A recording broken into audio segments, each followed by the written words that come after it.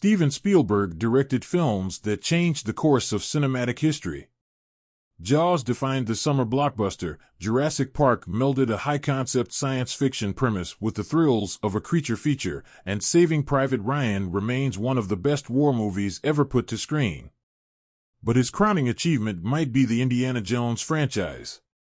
Spielberg worked with his close friend George Lucas, who crafted a game-changing film of his own with Star Wars: A New Hope to shape the Jones films, and gave Harrison Ford one of his most iconic roles as the titular archaeologist. But one of the key roles in the Indiana Jones saga could have looked a lot different if Spielberg cast one actor. The first Indiana Jones film, Raiders of the Lost Ark, sets the tone for Indy's adventures. There's a race across the globe to find a historical artifact, in this case, the Ark of the Covenant itself, with Indy fighting through danger using his wits, his revolver, and his signature bullwhip. And let's not forget the ever-present threat of Nazis. Raiders also introduces two characters that play significant roles in future Indiana Jones films: Salah Muhammad Faisal El-Kahir, Indy's longtime friend, and Marion Ravenwood, his love interest and the daughter of his mentor. Spielberg originally wanted Danny DeVito to play the role of Salah.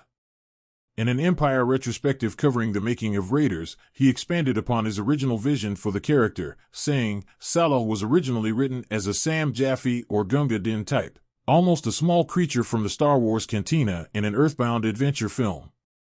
Though DeVito wanted the part, it didn't work out due to a scheduling conflict. John Rhys Davis wound up playing Salah in Raiders, reprising the role for Indiana Jones and The Last Crusade and Indiana Jones and the Dial of Destiny. The scheduling conflicts that DeVito ran into concerned Taxi, the television series he was a part of. Taxi centered on the Sunshine Cab Company and the lives of its drivers and DeVito's tyrannical dispatcher, Louis De Palma. Due to its balance of biting humor and heavy topics, it's often regarded as one of the best TV series ever created.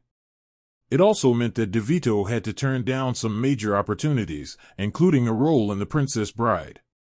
On top of that, DeVito's agent asked for a hefty price tag for the budding actor to appear in Raiders, which further complicated matters. But in the end, Davies turned out to be the perfect fit for Salah. Even though Salah only has a few scenes in Raiders of the Lost Ark, Davies manages to inject his performance with the larger-than-life personality that a friend of Indiana Jones requires.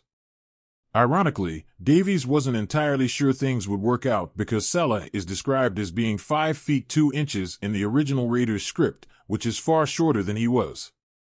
The structure of the script also concerned Davies, as well. It was either going to be the biggest disaster of all time, or a new fashion in filmmaking, he told Empire. As we all know, it was the latter option. Danny DeVito eventually did transition from TV to movies, scoring roles in Batman Returns and Disney's Hercules. Eventually, he and Spielberg would work together on Amazing Stories, a TV series Spielberg created in the mid-'80s.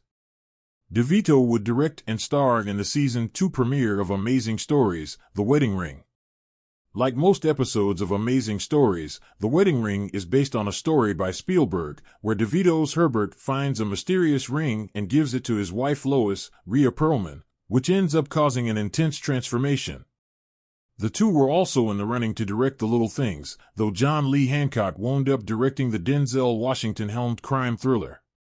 Though Danny DeVito might not have starred in Raiders of the Lost Ark, everything ended up working in his favor. He did become an acclaimed actor, and Raiders ended up shaping the course of cinematic history. But it's always fun to think of what could have been.